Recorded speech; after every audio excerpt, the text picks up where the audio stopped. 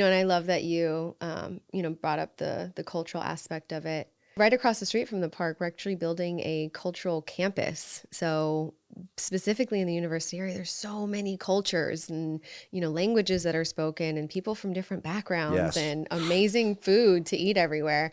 So we're actually, if you zoom in a little bit, you'll see and then pull the map. Okay, actually, it's above. So you Mm. see the rusty Yep. building? Yeah, that's our warehouse. So we own this. It makes an L shape. There's some trees to the right of that, but there's two office buildings right to the right of the warehouse roof. And then you'll see a concrete pad, which was a building that we demolished. And then there's a pavilion here. And then there's two lots of heavily treed area that we use for overflow parking. But this is the future university area cultural campus. And we're Wow. building it in a 4-phase development. And this is us doing commercial development. You'll see Fletcher is right there. We wanted to buy the building in front of there, but Salem's beat us to it. So go get a euro. But we're building in 4 different phases. So phase 1 was acquiring the land, doing some environmental remediation, which took a while because there was arson in the groundwater, which Arsenic. arsenic, yeah. So we do a lot of brownfield remediation too, because developers are going to come in, they're going to find environmental issues. So we have a great partnership with EPA on that. We're currently in phase 2, which is the renovation of that rusty roof warehouse.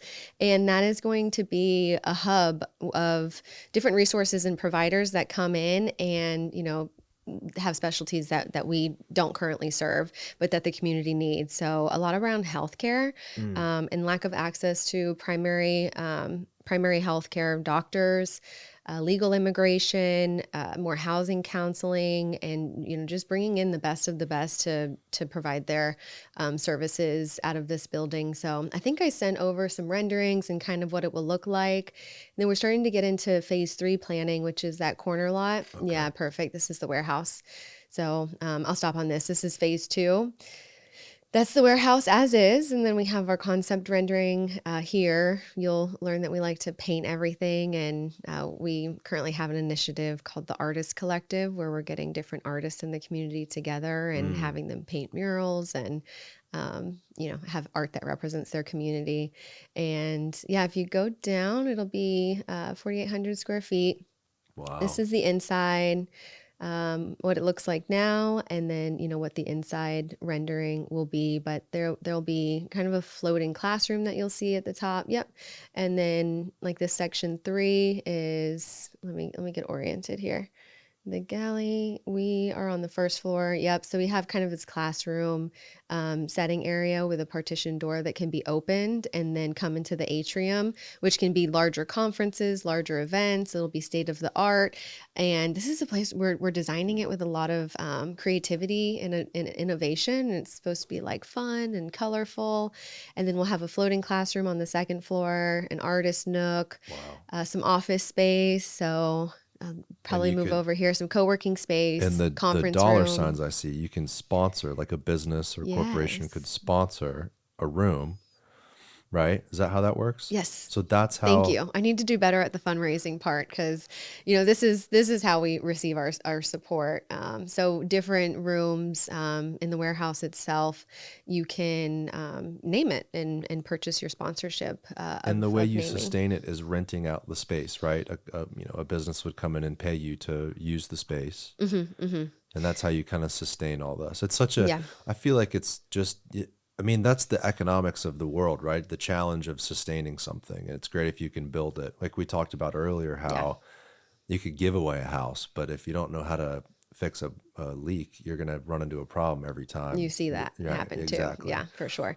Yeah, the Um, sustainability is a key part of it. And, having different grants that we offer programming through, having sponsors like this. So if you're interested, please call me. and it's a Yeah, tax write-off, correct, for the business, right? This is no absolutely. different than a donation. Yes, it is a It is a donation. Yeah, donation. yeah.